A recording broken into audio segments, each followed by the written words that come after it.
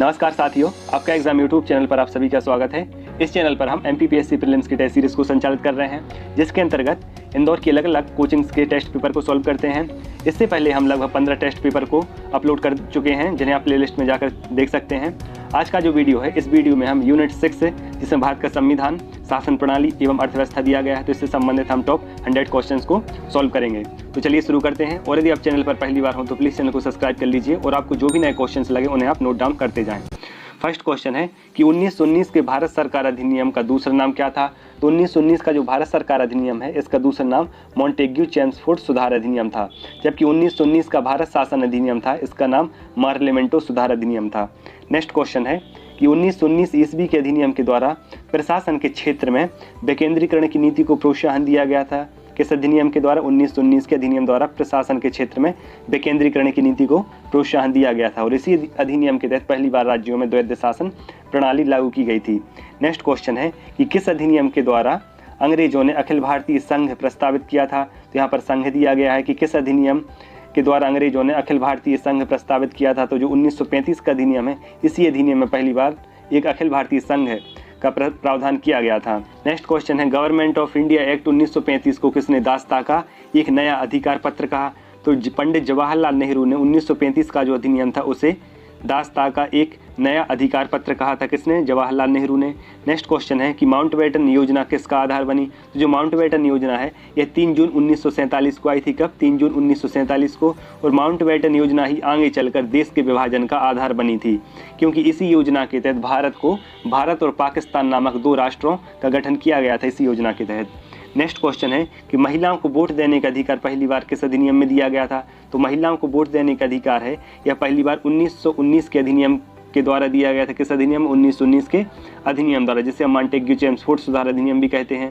Next question है कि राष्ट्रपति के अध्यादेश निर्गत करने की शक्ति प्रेरित है। तो राष्ट्रपति की अध्यादेश निर्गत करने की जो शक्ति है, यह 1935 का जो भारत शासन अधिनियम है उसमें प्रावधान किया गया था, लेकिन जो वायसराय की अध्यादेश निर्गत करने की शक्ति है वह 1861 के भारत शासन अधिनियम में इसका प्रावधान किया गया था और राष्ट्रपति की अध्यादेश निर्गत करने की शक्ति 1935 का भारत शासन अधिनियम में प्रावधान किया गया था।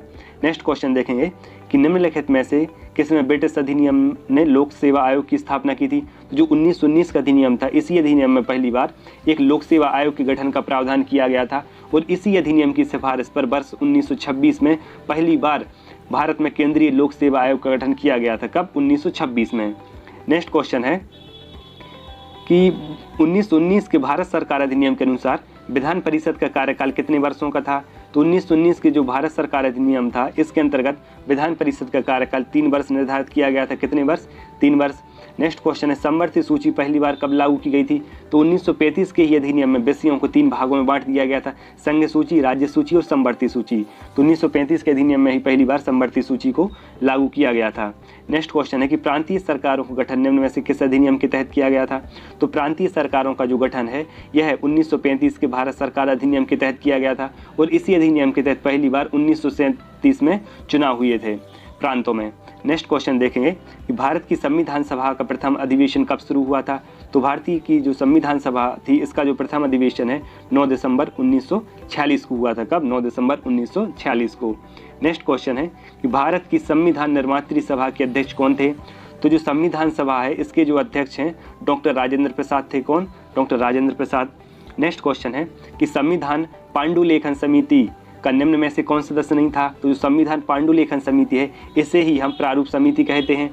तो संविधान की जो प्रारूप समिति है, इसमें कुल 7 सदस्य थे अध्यक्ष सहित, और इसके अध्यक्ष कौन थे? तो इसके अध्यक्ष BR अम्बेडकर थे। तो इसमें पूछा गया है कि प्रारूप समिति का सदस्य कौन नहीं था? तो जो पंडित जवाहरलाल नेहरू हैं, यह प्रारूप समिति के सदस्य नहीं थे, जबकि मोहम्मद सादुल्लाह, KM मुंशी और AK आयंगर, यह तीनों ही सदस्य प्रारूप समिति के सदस्य थे। नेक्स्ट क्वेश्चन देखेंगे कि भारत की संविधान सभा ने राष्ट्रीय ध्वज को सर्वप्रथम कब स्वीकार किया था? तो भारत की जो संविधान सभा थी, इसने राष्ट्रीय ध्वज को 22 जुलाई 1947 को स्वीकार किया था। कब? 22 जुलाई 1947 को। नेक्स्ट क्वेश्चन है कि संविधान सभा के चुने हुए स्थायी अध्यक्ष कौन थे? तो संविधान सभा के जो स्थायी अध्यक्ष थे कौन थे? डॉक्टर राजेंद्र प्रसाद थे। कौन? डॉक्टर राजेंद्र प्रसाद। जबकि अस्थायी अध्यक्ष कौन थे? तो डॉक्टर सच्चिदानंद सिन्हा, और स्थायी अध्यक्ष डॉक्टर राजेंद्र प्रसाद थे। नेक्स्ट क्वेश्चन देखेंगे कि भारतीय संविधान को अपनाया गया था। तो भारतीय संविधान को संविधान सभा द्वारा अपनाया गया था। कब? 26 नवंबर 1949 को इसे एडॉप्ट किया गया था। नेक्स्ट क्वेश्चन देखेंगे कि भारत शासन द्वारा राजकीय चिन्ह कब अंगीकृत किया गया था। तो भारत शासन द्वारा या भारत सरकार द्वारा राजकीय चिन्ह को कब अंगीकृत किया गया था। तो जो राजकीय चिन्ह है, कौन सा राजकीय चिन्ह है, इसे 26 जनवरी 1950 को अपनाया गया था। जबकि राष्ट्रीय ध्वज को कब अपनाया गया था। तो राष्ट्रीय ध्वज को अभी हमने देखा कि 22 जुलाई 1947 को अपनाया गया था। जबकि जो राष्ट्रीय चिन्ह है इसे कब अपनाया गया था। तो 26 जनवरी 1950 को इसे अपनाया गया था। नेक्स्ट क्वेश्चन देखेंगे कि न्यायिक पुनरावलोकन की व्यवस्था कहाँ पर है। तो न्यायिक पुनरावलोकन है या भारतीय संविधान में अमेरिकी संविधान से ली गई न्यायिक पुनरावलोकन व्यवस्था। तो इसका जो राइट आंसर है ऑप्शन सी, भारत और यूएसए। नेक्स्ट क्वेश्चन देखेंगे कि भारतीय संविधान में कुल कितनी अनुसूचियां हैं। तो वर्तमान में भारतीय संविधान में कुल 12 अनुसूचियां हैं, लेकिन मूल संविधान में 8 अनुसूचियां थीं। नेक्स्ट क्वेश्चन देखेंगे कि कौन भारत को धर्मनिरपेक्ष राज्य वर्णित करता है। तो कौन भारत को धर्मनिरपेक्ष राज्य वर्णित करता है। तो इसका जो राइट आंसर है ऑप्शन बी, संविधान की प्रस्तावना में भारत को एक धर्मनिरपेक्ष राज्य के रूप में परिभाषित किया गया है। नेक्स्ट क्वेश्चन है कि संविधान में किस प्रकार की शासन प्रणाली की व्यवस्था की गई है। तो संविधान में भारत के लिए संसदात्मक शासन प्रणाली की व्यवस्था की गई है। कौन सी संसदात्मक शासन प्रणाली। नेक्स्ट क्वेश्चन है कि राष्ट्रपति शक्ति में या अध्यक्षात्मक शासन प्रणाली में कार्यपालिका की शक्तियां किस में निहित होती हैं। तो जो कार्यपालिका की शक्ति हैं यह राष्ट्रपति में ही निहित होती हैं और राष्ट्रपति ही कार्यपालिका का वास्तविक प्रधान होता है। जो वर्तमान में अमेरिका में जो प्रणाली है वह अध्यक्षात्मक शासन प्रणाली ही प्रचलन में है। नेक्स्ट क्वेश्चन है कि भारतीय संविधान कैसा है। तो यहाँ पर भारतीय संविधान की विशेषता पूछी गई है। तो जो भारतीय संविधान है यह अंशतः कठोर और अंशतः लचीला है। नेक्स्ट क्वेश्चन देखेंगे कि भारत में राज्यों का प्रशासन किसके माध्यम से होता है। तो भारत में जो राज्यों का प्रशासन है यह राष्ट्रपति के द्वारा होता है और राष्ट्रपति राज्यों में या केंद्र शासित प्रदेशों में संचालन के लिए उपराज्यपाल या प्रशासकों को नियुक्त करता है। नेक्स्ट क्वेश्चन देखेंगे कि भारत में राष्ट्रपति का निर्वाचन किस प्रकार होता है। तो भारत में जो राष्ट्रपति का निर्वाचन है यह अप्रत्यक्ष मतदान से होता है। किससे, अप्रत्यक्ष मतदान से होता है। और राष्ट्रपति का जो निर्वाचन प्रणाली है या निर्वाचक मंडल है इसका वर्णन अनुच्छेद 54 में किया गया है और इसमें यह बताया गया है कि राष्ट्रपति के निर्वाचन में कौन कौन सदस्य भाग लेते हैं। तो कौन कौन सदस्य भाग लेते हैं। तो इसमें लोकसभा एवं राज्यसभा के निर्वाचित सदस्य भाग लेते हैं, राज्यों की विधानसभाओं के निर्वाचित सदस्य भाग लेते हैं और दिल्ली और पौंडीचेरी विधानसभाओं के इसमें निर्वाचित सदस्य भाग लेते हैं। इसमें कोई भी मनोनीत सदस्य भाग नहीं लेता राष्ट्रपति के निर्वाचन में। नेक्स्ट क्वेश्चन देखेंगे। नेक्स्ट क्वेश्चन है कि अगर भारत के राष्ट्रपति के चुनाव में कोई विवाद है तो उस विवाद को सौंपा जा सकता है। तो राष्ट्रपति के निर्वाचन संबंधी जो विवाद रहते हैं वह सर्वोच्च न्यायालय के द्वारा सुलझाए जाते हैं। किसके माध्यम से, सर्वोच्च न्यायालय उन्हें सुलझाता है। नेक्स्ट क्वेश्चन देखेंगे कि भारतीय संविधान में समस्त कार्यपालिका शक्ति निहित हैं। तो भारतीय संविधान में जो समस्त कार्यपालिका शक्ति हैं वह राष्ट्रपति में निहित है। किसमें, राष्ट्रपति में निहित है। और जो अनुच्छेद 53 है उसमें कहा गया है कि संघ की कार्यपालिका शक्ति राष्ट्रपति में निहित होती है, लेकिन जो वास्तविक प्रधान रहता है, कौन, वास्तविक जो कार्यपालक प्रधान रहता है वह प्रधानमंत्री होता है। नेक्स्ट क्वेश्चन देखेंगे कि निम्नलिखित में से कौन भारत के राष्ट्रपति के निर्वाचन हेतु निर्वाचक गण में सम्मिलित नहीं होता है। तो यहाँ पे पूछा गया है कि कौन भारत के राष्ट्रपति के निर्वाचन में सम्मिलित नहीं होते। तो लोकसभा के निर्वाचित सदस्य यह शामिल होते हैं, राज्यसभा के निर्वाचित सदस्य भी शामिल होते हैं और राज्यों की विधानसभाओं के निर्वाचित सदस्य शामिल होते हैं, लेकिन राज्यों की जो विधान परिषद रहते हैं इसके निर्वाचित सदस्य शामिल नहीं होते हैं। नेक्स्ट क्वेश्चन देखेंगे कि राष्ट्रपति या भारत के राष्ट्रपति के महाभियोग की प्रक्रिया है। तो भारत के राष्ट्रपति का जो महाभियोग है इसका वर्णन अनुच्छेद 61 में किया गया है। कहाँ पर, अनुच्छेद 61 में किया गया है। और यह प्रक्रिया एक अर्धन्यायिक प्रक्रिया होती है। कैसी होती है, अर्धन्यायिक प्रक्रिया होती है। क्यों होती है इसे अर्धन्यायिक प्रक्रिया, इसलिए कहा गया क्योंकि महाभियोग में केवल लोकसभा एवं राज्यसभा के सदस्य भाग लेते हैं, लेकिन जबकि राष्ट्रपति के निर्वाचन में राज्यों की विधानसभाओं के सदस्य भी भाग लेते थे। लेकिन जो महाभियोग या राष्ट्रपति को जब हटाते हैं तो उसमें केवल लोकसभा एवं राज्यसभा के सदस्य भाग लेते हैं, इसलिए इसे अर्धन्यायिक प्रक्रिया कहा जाता है। नेक्स्ट क्वेश्चन देखेंगे कि संविधान असाधारण परिस्थितियों में राष्ट्रपति को राज्यपाल को कृत्यों के निर्वहन हेतु उपबंध कर सकता है। यह किस अनुच्छेद में इसका वर्णन किया गया है। तो इसका जो राइट आंसर है ऑप्शन ए, अनुच्छेद 160 में यह बताया गया है कि असाधारण परिस्थितियों में राष्ट्रपति को राज्यपाल को कृत्यों के निर्वहन हेतु उपबंध कर सकता है। नेक्स्ट क्वेश्चन देखेंगे कि उप प्रधानमंत्री पद का सृजन है। तो यहाँ पर पूछा गया है कि उप प्रधानमंत्री पद का सृजन है, संविधान के प्रावधानों से हटकर इसका सृजन हुआ था। किसका, उप प्रधानमंत्री के पद का जो सृजन है संविधान के प्रावधानों से हटकर हुआ था। नेक्स्ट क्वेश्चन देखेंगे कि संसदीय शासन के वास्तविक या कार्यपालिका शक्ति किसमें निहित होती है। तो अभी हमने देखा था कि संसदीय शासन की जो वास्तविक कार्यपालिका शक्ति हैं यह प्रधानमंत्री में निहित होती हैं। किसमें? प्रधानमंत्री में निहित होती हैं। जबकि कार्यपालिका जो संघ की कार्यपालिका का जो प्रमुख है अनुच्छेद 53 के तहत कौन होता है? तो राष्ट्रपति होता है। लेकिन जो वास्तविक कार्यपालिका शक्ति हैं वह किस में निहित होती हैं? तो वह प्रधानमंत्री में ही निहित होती हैं। नेक्स्ट क्वेश्चन देखेंगे कि भारत के प्रधानमंत्रियों में से कौन अपने कार्यकाल में संसद में कभी उपस्थित नहीं रहा। तो कौन से प्रधानमंत्री रहे जो अपने कार्यकाल के दौरान संसद में कभी उपस्थित ही नहीं रहे? तो इसका जो right answer option D Chaudhary Charan Singh ऐसे प्रधानमंत्री हैं जो अपने कार्यकाल के दौरान संसद में उपस्थित नहीं रहे। नेक्स्ट क्वेश्चन देखेंगे कि वर्तमान लोकसभा में प्रत्येक राज्यों के लिए स्थानों का आवंटन किया गया है किस जनगणना के आधार पर? तो वर्तमान लोकसभा में जो राज्यों का आरक्षण है यह 1971 की जनगणना के आधार पर किया गया था। कौन सी जनगणना? 1971 की जनगणना के आधार पर लोकसभा में राज्यों के स्थानों का आवंटन किया गया है। नेक्स्ट क्वेश्चन देखेंगे कि लोकसभा की बैठक समाप्त की जा सकती है।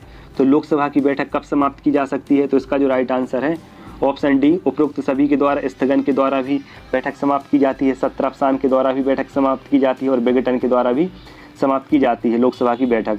नेक्स्ट क्वेश्चन देखेंगे कि राज्यसभा के चुनाव के लिए अपेक्षित न्यूनतम आयु कितनी है। तो राज्यसभा के चुनाव के लिए जो न्यूनतम आयु है 30 वर्ष है। कितनी? 30 वर्ष, जबकि लोकसभा के लिए 25 वर्ष है। नेक्स्ट क्वेश्चन देखेंगे कि निम्न प्रस्तावों में से किसका संदर्भित संबंध संघीय बजट से है। तो इसमें पूछा गया है निम्न प्रस्तावों में से किसका संबंध है जो संघीय बजट से है। तो इसका जो राइट आंसर है ऑप्शन सी कटौती प्रस्ताव। किसका? कटौती प्रस्ताव। जो कटौती प्रस्ताव है यह विपक्ष द्वारा लाया जाता है और इसमें जो भी सरकार या जो भी सत्ता पक्ष द्वारा नीतियां लाई जाती हैं उनमें कटौती की जाती है। नेक्स्ट क्वेश्चन है कि लोकसभा का पहला आम चुनाव कब हुआ था। तो लोकसभा का जो पहला आम चुनाव है कब हुआ था? तो वर्ष 1952 में हुआ था। कब? वर्ष 1952 में लोकसभा का पहला आम चुनाव हुआ था। नेक्स्ट क्वेश्चन है कि प्रथम अभिनेत्री जो राज्यसभा के लिए नामांकित की गई थी, तो वह प्रथम अभिनेत्री कौन सी हैं जो राज्यसभा के लिए नामांकित की गई थी? तो इसका जो राइट आंसर है ऑप्शन बी नरगिस दत्त हैं। यह प्रथम अभिनेत्री हैं जो राज्यसभा के लिए नॉमिनेट की गई थी। नेक्स्ट क्वेश्चन है भारतीय संविधान के निम्नलिखित अनुच्छेदों में से कौन विधायी सत्ता पर पूर्ण नियंत्रण लगाता है। तो इसका जो राइट आंसर है ऑप्शन ए अनुच्छेद 14 में यह बताया गया है कि विधि के समक्ष समता एवं विधि के समान संरक्षण के अलावा किसी भी व्यक्ति को उसके मौलिक अधिकारों से वंचित नहीं किया जा सकता है। नेक्स्ट क्वेश्चन है मूल अधिकारों के अंतर्गत कौन सा अनुच्छेद बालकों के नियोजन से सीधा संबंधित है। तो जो अनुच्छेद 24 है, कौन सा अनुच्छेद 24 है, इसके अंतर्गत 14 साल से कम आयु के बच्चों के खतरनाक गतिविधियों या कारखानों में कार्य करने पर प्रतिबंध लगाया है। नेक्स्ट क्वेश्चन है कि व्यक्तिगत स्वतंत्रता के अधिकार के लिए निम्नलिखित में से कौन सी रिट या याचिका दायर की जाती है। तो व्यक्तिगत स्वतंत्रता के अधिकार के लिए जो हेबियस कार्पस है जिसे हम बंदी प्रत्यक्षीकरण भी कहते हैं, यह याचिका दायर की जाती है और इसके अंतर्गत यदि किसी व्यक्ति को गिरफ्तार किया जाता है तो उसे 24 घंटे के भीतर निकटतम न्यायालय में प्रस्तुत करना पड़ता है। और इसका जो वर्णन है रिट का अनुच्छेद 32 में किया गया है। संवैधानिक उपचारों के अंतर्गत 5 प्रकार की रिटों का उल्लेख किया गया है। नेक्स्ट क्वेश्चन देखेंगे कि मौलिक अधिकारों का संरक्षक कौन है। तो मौलिक अधिकारों का जो संरक्षण सर्वोच्च न्यायालय है। कौन? अनुच्छेद 32 के तहत कोई भी व्यक्ति यदि मौलिक अधिकारों का उल्लंघन हुआ है तो अनुच्छेद 32 के तहत सर्वोच्च न्यायालय और अनुच्छेद 226 के तहत हाई कोर्ट को मौलिक अधिकारों का संरक्षक बनाया गया है। तो इसका जो राइट आंसर हो जाएगा ऑप्शन डी सर्वोच्च न्यायालय। और इसमें जो रिट जारी करने की शक्ति है केवल सर्वोच्च न्यायालय और उच्च न्यायालय को दी गई है। इसमें अधीनस्थ न्यायालय, जिला न्यायालय या सेशन न्यायालय को इसमें रिट जारी करने की शक्ति नहीं दी गई है। इसलिए इसका जो राइट आंसर है ऑप्शन डी है, ना कि न्यायपालिका, क्योंकि न्यायपालिका में सभी न्यायालय आ जाते हैं, अधीनस्थ न्यायालय, जिला न्यायालय, सेशन न्यायालय। नेक्स्ट क्वेश्चन देखेंगे कि बंधुआ मजदूर उन्मूलन अधिनियम संसद ने कब पारित किया था। तो बंधुआ मजदूर जो उन्मूलन अधिनियम है यह वर्ष 1976 में पारित किया गया था। कब? वर्ष 1976 में। नेक्स्ट क्वेश्चन है कि भारत के प्रत्येक नागरिक का कर्तव्य होगा कि वह प्राकृतिक पर्यावरण का संरक्षण एवं सुधार करे, यह किस में शामिल किया गया है। तो इसका जो वर्णन है अनुच्छेद 51 का के अंतर्गत मूल कर्तव्यों में किया गया है, फंडामेंटल ड्यूटीज में किया गया है कि भारत का प्रत्येक नागरिक का यह कर्तव्य होगा कि वह प्राकृतिक पर्यावरण का संरक्षण एवं सुधार करे। नेक्स्ट क्वेश्चन देखेंगे कि भारत के कल्याणकारी राज्य होने का विचार पाया जाता है। तो जो भारत की संविधान की प्रस्तावना है और नीति निर्देशक तत्व हैं, इन दोनों में ही भारत को कल्याणकारी राज्य के रूप में परिभाषित किया गया है। तो इसका जो राइट आंसर हो जाएगा ऑप्शन डी, ई और सी दोनों। नेक्स्ट क्वेश्चन है कि भारत के नागरिकों के मूल कर्तव्यों का विवरण संविधान के किस भाग में दिया गया है। तो जो मूल कर्तव्य हैं यह संविधान के भाग 4 का में दिया गया है और अनुच्छेद 51 का के अंतर्गत इनका प्रावधान किया गया है। और जो मूल कर्तव्य हैं यह मूल संविधान का भाग नहीं था, जिन्हें 42वें संविधान संशोधन 1976 के द्वारा सरदार स्वर्ण सिंह समिति के माध्यम से जोड़ा गया था।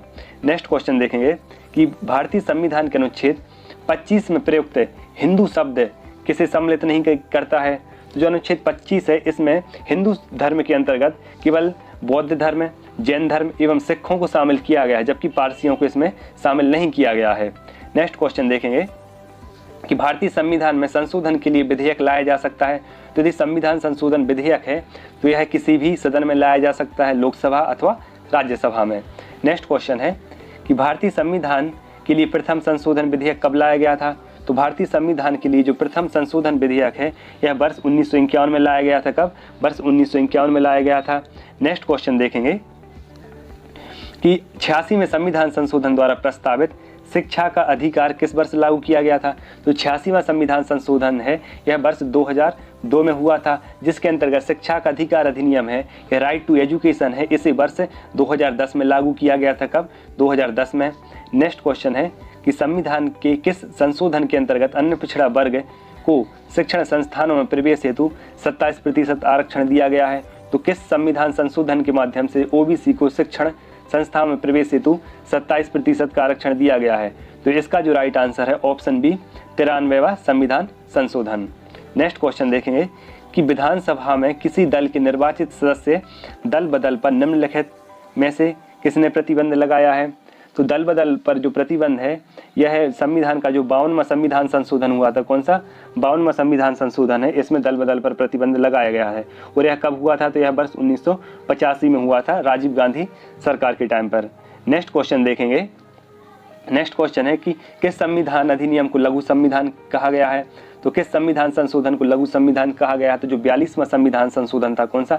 42वां संविधान संशोधन, इसे लघु संविधान या मिनी कॉन्स्टिट्यूशन की संज्ञा दी जाती है। क्यों दी जाती है? क्योंकि 42वें संविधान संशोधन के तहत संविधान में काफ़ी ज़्यादा परिवर्तन किए गए थे, इसलिए इसे लघु संविधान कहा जाता है। और यह वर्ष 1976 में इंदिरा गांधी के शासनकाल में हुआ था। नेक्स्ट क्वेश्चन देखेंगे कि किस संविधान संशोधन ने शिक्षा के अधिकार या राइट टू एजुकेशन प्रदान करने वाला एक नया अनुच्छेद 21 का संविधान में जोड़ा था। तो जो 86वां संविधान संशोधन था, कौन सा? 86वां संविधान संशोधन वर्ष 2002। इसके अंतर्गत संविधान में अनुच्छेद 21 का के अंतर्गत शिक्षा को मौलिक अधिकार बनाया गया था, शिक्षा के अधिकार को मौलिक अधिकार के अंतर्गत शामिल किया गया था। और यह कब हुआ था? तो 86वां संविधान संशोधन वर्ष 2002 में हुआ था। नेक्स्ट क्वेश्चन है सर्वोच्च न्यायालय में एक मुख्य न्यायाधीश के अतिरिक्त कितने न्यायाधीश होते हैं। तो वर्तमान में सुप्रीम कोर्ट में कुल 34 न्यायाधीश हैं। कितने? 34 न्यायाधीश हैं, जिसमें से एक मुख्य न्यायाधीश और 33 अन्य न्यायाधीश हैं। इसके पहले कुल 31 न्यायाधीश होते थे, जिसमें से एक मुख्य न्यायाधीश और 30 अन्य न्यायाधीश होते थे। लेकिन वर्तमान में कुल 34 न्यायाधीश हैं, जिसमें से एक मुख्य न्यायाधीश और 33 अन्य न्यायाधीश होते हैं। नेक्स्ट क्वेश्चन देखेंगे कि सर्वोच्च न्यायालय में सेवानिवृत्त की आयु कितनी है। तो सुप्रीम कोर्ट में न्यायाधीशों की जो रिटायरमेंट एज है वह 65 वर्ष है। कितनी? 65 वर्ष। नेक्स्ट क्वेश्चन है उच्च न्यायालय की परमादेश जारी करने की शक्ति के अंतर्गत है। तो उच्च न्यायालय की जो परमादेश जारी करने की शक्ति है इसके अंतर्गत संवैधानिक अधिकार आते हैं, सांविधिक अधिकार, मौलिक अधिकार, यह तीनों ही अधिकार उच्च न्यायालय की परमादेश जारी करने की शक्ति के अंतर्गत आते हैं। नेक्स्ट क्वेश्चन है कि संविधान की व्याख्या करने का अंतिम अधिकार किसके पास है। तो संविधान की व्याख्या करने का जो अंतिम अधिकार है यह किसके पास होता है। तो इसका जो राइट आंसर है ऑप्शन डी सर्वोच्च न्यायालय के पास संविधान की व्याख्या करने का अधिकार होता है। किसके पास? सर्वोच्च न्यायालय के पास। नेक्स्ट क्वेश्चन है कि भारत में संविधान की मूल संरचना या बेसिक स्ट्रक्चर या बुनियादी ढांचा के सिद्धांत का स्रोत है।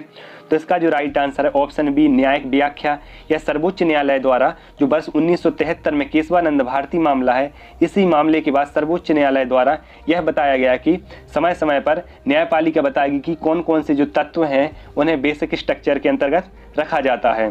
तो इसका जो राइट आंसर है ऑप्शन बी न्यायिक व्याख्या, सर्वोच्च न्यायालय द्वारा दी गई व्याख्या। नेक्स्ट क्वेश्चन है उच्चतम न्यायालय या सुप्रीम कोर्ट से कानूनी मामलों पर किसको परामर्श लेने का अधिकार है? तो जो अनुच्छेद 143 है इसमें सर्वोच्च न्यायालय का परामर्शी क्षेत्राधिकार इसका उल्लेख किया गया है। तो राष्ट्रपति को अनुच्छेद 143 के अंतर्गत कानूनी मामलों पर सर्वोच्च न्यायालय से जानकारी प्राप्त करने का अधिकार है। नेक्स्ट क्वेश्चन है, निम्नलिखित उच्च न्यायालयों में से कौन एक से अधिक राज्य या केंद्र शासित प्रदेशों के लिए है? तो जो बम्बई हाई कोर्ट है, कौन सा बम्बई हाई कोर्ट है, यह महाराष्ट्र के लिए, गोवा के लिए और दादर नागर हवेली और दमन दीव के लिए उच्च न्यायालय के तौर पर यह हाई कोर्ट काम करता है। कौन सा? Bombay high court. Next question देखेंगे कि भारत सरकार को कानूनी विषयों पर कौन परामर्श देता है? तो भारत सरकार को कानूनी विषयों पर परामर्श देने का अधिकार किसके पास होता है? अटॉर्नी जनरल के पास होता है और इसका जो प्रावधान है अनुच्छेद 76 के अंतर्गत किया गया है। और वर्तमान में के वेणुगोपाल अटॉर्नी जनरल हैं। कौन? के वेणुगोपाल, और यह भारत सरकार के वकील के तौर पर यह कार्य करते हैं। नेक्स्ट क्वेश्चन देखेंगे कि भारत के नियंत्रक एवं महालेखा परीक्षक की नियुक्ति किसके द्वारा की जाती है? तो भारत के नियंत्रक एवं महालेखा परीक्षक की नियुक्ति है यह राष्ट्रपति के द्वारा की जाती है। किसके द्वारा? राष्ट्रपति के द्वारा की जाती है। और भारत सरकार में सर्वोच्च शासकीय अधिकारी कौन होता है? तो भारत सरकार में जो सर्वोच्च शासकीय अधिकारी है तो कौन होता है? भारत का मंत्रिमंडलीय सचिव होता है। कौन? भारत का जो कैबिनेट सचिव है या भारत का सर्वोच्च शासकीय अधिकारी होता है। कौन? कैबिनेट सचिव।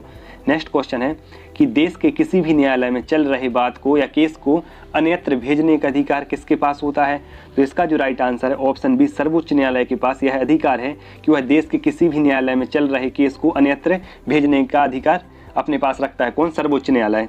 नेक्स्ट क्वेश्चन है कि संपूर्ण राष्ट्रगान या वादन का काल कितना है? तो संपूर्ण राष्ट्रगान का जो समय है कितना निश्चित किया गया है? 52 सेकेंड निर्धारित किया गया है। कितना?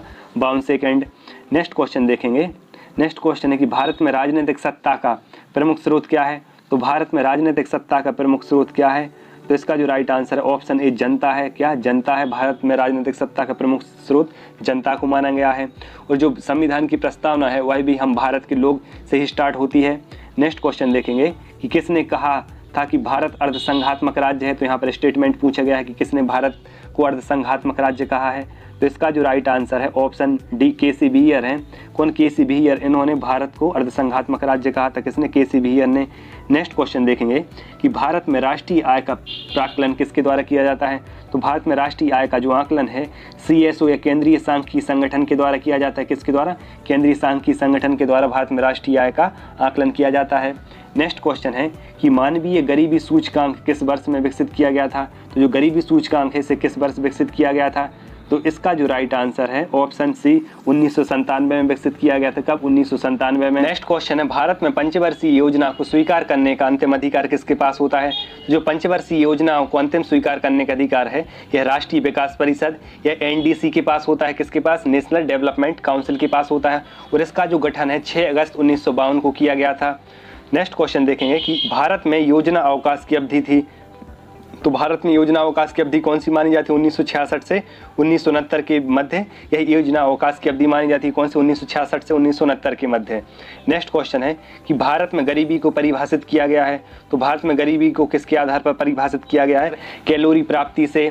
कैलोरी प्राप्ति से। इसके अंतर्गत यदि कोई ग्रामीण व्यक्ति है उसे 2400 कैलोरी और यदि कोई शहरी व्यक्ति है यदि उसे 2100 कैलोरी से कम भोजन प्राप्त हो रहा है तो वह गरीबी रेखा की श्रेणी में आता है।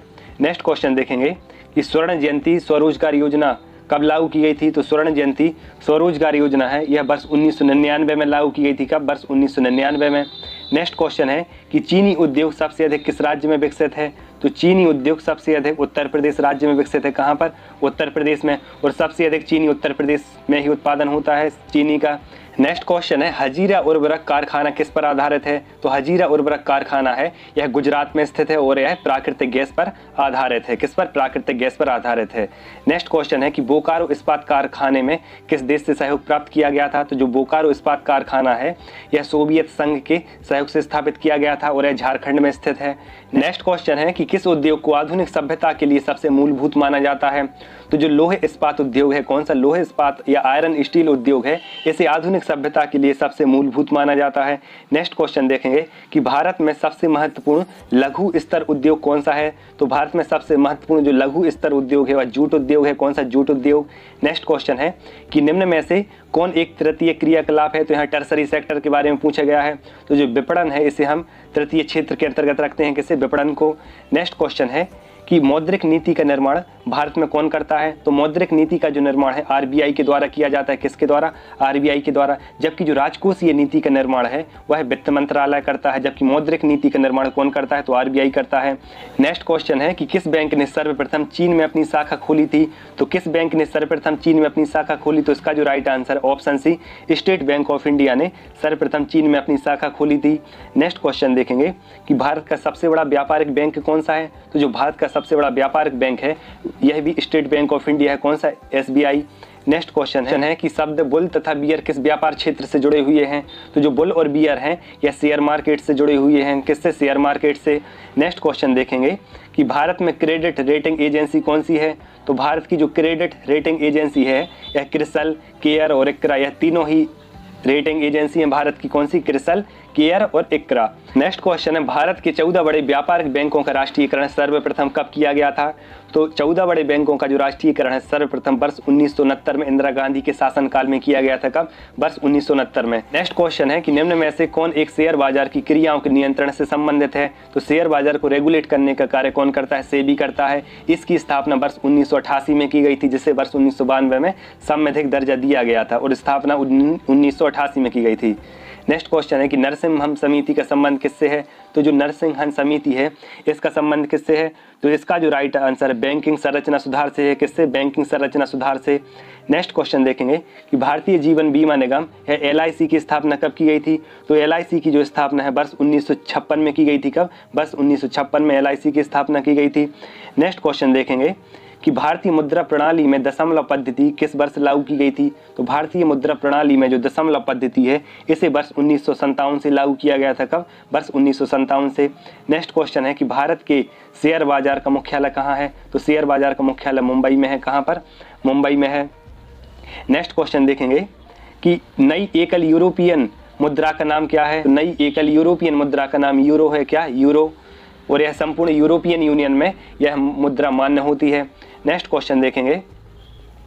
क्वेश्चन है कि अर्थशास्त्र का में उत्पादन है। अर्थशास्त्र में उत्पादन क्या है? तो इसका जो राइट आंसर है ऑप्शन डी, सभी मतलब वस्तु का निर्माण, वस्तु में उपयोगिता का सृजन और उद्योगों की स्थापना, यह तीनों ही चीजें अर्थशास्त्र में उत्पादन के अंतर्गत आती हैं। तो इसका जो राइट आंसर है ऑप्शन डी। नेक्स्ट क्वेश्चन है कि तेल का एक बैरल कितने बराबर होता है? तेल का जो एक बैरल है कितने लीटर के बराबर होता है? तो 159 लीटर के बराबर एक बैरल होता है। नेक्स्ट क्वेश्चन है कि अखिल भारतीय खादी ग्रामीण बोर्ड की स्थापना की गई थी। कब की गई थी? अखिल भारतीय खादी और ग्रामीण बोर्ड की जो स्थापना है यह प्रथम योजना के अंतर्गत की गई थी। कब? प्रथम पंचवर्षीय योजना के अंतर्गत की गई थी। नेक्स्ट क्वेश्चन है कि एक्चुअरीज शब्द किससे संबंधित है? तो यह बीमा से संबंधित है। किससे? इंश्योरेंस से संबंधित कौन सा शब्द है? एक्चुअरीज जो शब्द है यह बीमा या इंश्योरेंस से संबंधित है। नेक्स्ट क्वेश्चन है कि विश्व बैंक समूह में कौन सा संगठन सम्मिलित नहीं है? तो वर्ल्ड बैंक समूह में IMF सम्मिलित नहीं है, जबकि IBRD, IFC और IDA यह तीनों ही विश्व बैंक के भाग हैं, लेकिन जो IMF है यह एक अलग संस्था है। नेक्स्ट क्वेश्चन देखेंगे कि आधुनिक अर्थशास्त्र का जनक किसे कहा जाता है? तो अर्थशास्त्र का जो जनक है एडम स्मिथ को कहा जाता है। किसे? एडम स्मिथ को कहा जाता है आधुनिक अर्थशास्त्र का जनक। Thanks for watching. इस प्रकार हमने 100 क्वेश्चंस कंप्लीट किए। यदि आपको वीडियो पसंद आया हो तो प्लीज़ वीडियो को लाइक कीजिए, और यदि आप चैनल पर पहली बार हो तो प्लीज़ चैनल को सब्सक्राइब कर लीजिए और अपने फ्रेंड्स के साथ शेयर कीजिए। मिलते हैं नेक्स्ट वीडियो में, तब तक के लिए धन्यवाद।